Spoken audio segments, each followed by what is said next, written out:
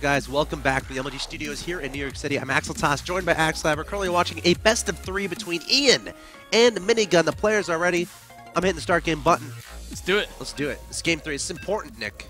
In a best-of-3, if it's tied 1-1, the third game is the last one. That's right. Whoever wins this game is going to advance to round 2 of the Challenger Division bracket play. The loser will fall down to the Challenger group play, where they can easily be eliminated from the WCS. So the third map is going to be Neo Planet S. Yes. And I think this is a map we're going to see Minigun do another 2-base timing. Yeah. Neo Planet S, one of the common themes of the map is the difficulty of taking that third base. So a lot of Protosses deciding instead of having to worry about defending 3 bases, which are pretty spread apart once you get to 3 bases, they just go for the 2 bases all in, cutting probes at 45, 46, around there, and then, going for some sort of blink thing or, a 2 Immortal, 2 Colossi timing, something like that. But here we are in game number 3, the top right-hand location. We have the red Protoss player representing Team Root Gaming and hailing from the United States of America. He is Minigun. And his opponent in the bottom left, the blue Zerg player from Team Yo Iron Men representing Taiwan. He is Ian.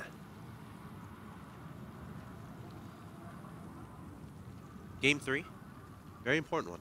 Minigun with the first pylon outside of his main base, so it looks like to be that Nexus Forge expansion play most likely.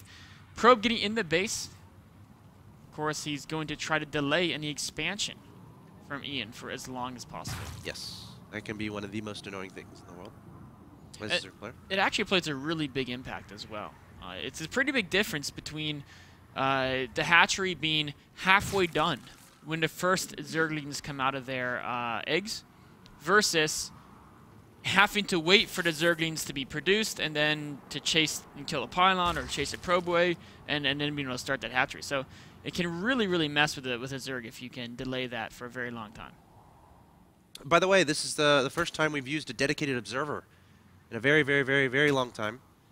So shout out to our observer, who is a giant smurf. People might recognize him from the Reddit scene. He posts a lot there. He's not a very good poster, though. I always downvote his posts. But you don't even Reddit, Nick. I'm disappointed in you. Actually, it's probably healthier that you don't. But yeah, thanks, a giant smurf. He's also a GM. Yes. Yeah, he was actually participating in the Challenger League qualifiers. He actually came in studio to play a little bit. A lot of fun. We see Minigun, of course, going Nexus before Forge, similar to his opening in game number 1. And that is, of course, because he scouted no early spawning pool with that scouting probe. Even getting the Gateway before Cannon, which, of course, is I mean, actually, if you get the Nexus before Forge, your Forge is late enough, you might as well get the Gateway before the Cannon. It won't slow that timing down anyway. We see, one thing I'm a little bit worried about is Minigun has 2 pylons in his walling. Which, he's never been great at walling off. Yeah. That's kind of... No, this is like something he's actually admitted to. If you ever watch his stream, he's always joking about he's terrible with his walls. This could come back to haunt him, too. Yeah. I mean, if 7 roaches, game 1, right? He was attacked by roaching. And that first game, he was caught so off guard, no matter what type of wall he had, he was going to die. Unless the wall included, 2 or 3 photon cannons, right? Yeah. So, it's not like would have saved in game 1 a better wall. But there could be a situation where you would defend the attack, and then the fact is the pylons die so fast because they have less life, and you have to use the force fields 3 seconds earlier, and those 3 seconds is what would warp in the next sentry to get the next force field, or even the pylons depower your whole frontal structure. Yeah. I mean, there was a game we just saw where that happened. Yesterday. That was Vibe Sage. That's right. Game 2? 1? It was game 1 on row 1. YouTube.com/officialmlgsc2. Go check it out. And guys, remember to tweet hashtag WCS to get on stream. And we thought Sage was going to hold that attack. Yes. And then one pylon went down and everything. He had a Void Ray 95% of the way out of Stargate. Stargate wasn't powered. 2 cannons weren't powered. The Warp Gate wasn't powered, so you couldn't even warp another unit. It was just an absolute disaster. So got to be careful about that. All right, we have a probe scouting out that third base. Very important probe that is. Overlord sees it, so I'll have to see if Ian decides to send some lings down there to deal with that guy. Looks like he is. Minigun is of course chrono boosting his warp gate, and he started +1 weapon, so it looks to be a gateway timing. Also no 3rd and 4th gas. Pylon going out into main in a location that is less likely to be overworld scouted. He puts 2. Do you see that? There's a pylon at the top right and bottom right of his main base. And so whichever way the Overlord goes, he builds gateways at the other location. Right now the Overlord at the bottom right pylon, the gateways go up at the top right, and of course the Ian doesn't actually see it.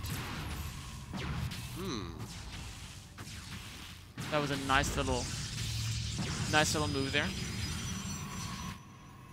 And this could catch, well, this is weird. So I would say this could catch Ian off guard. But remember game 1, even if he doesn't scout a gateway timing, he gets the Roach Warren and the speed before lair anyway, just the way he plays.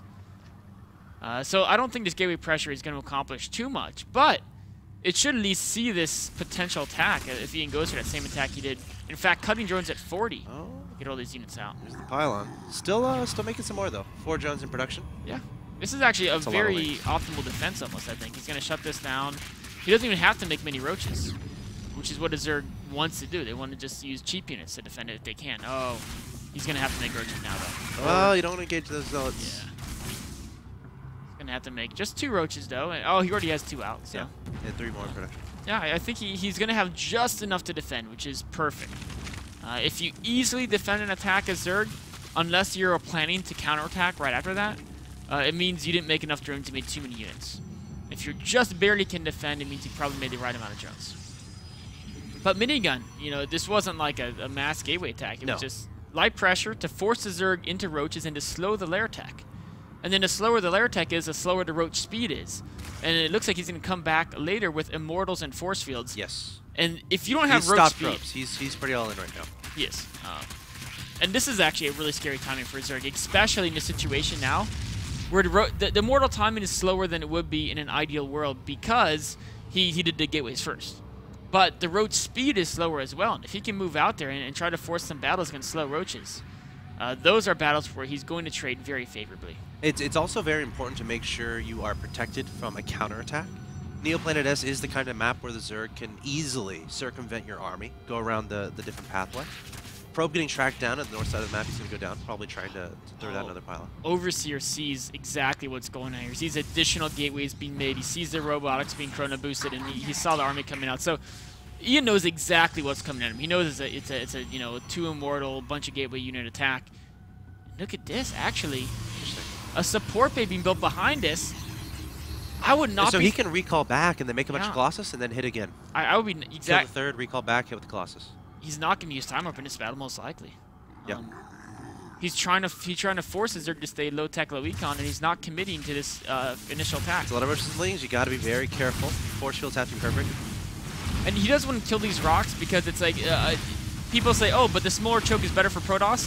But if you try to force all your units up that tiny choke, what happens is if the roaches get a good concave at the top, you can't really back away efficiently. Units will bump into each other as backing away, and you're hitting Warp Prism going into the main.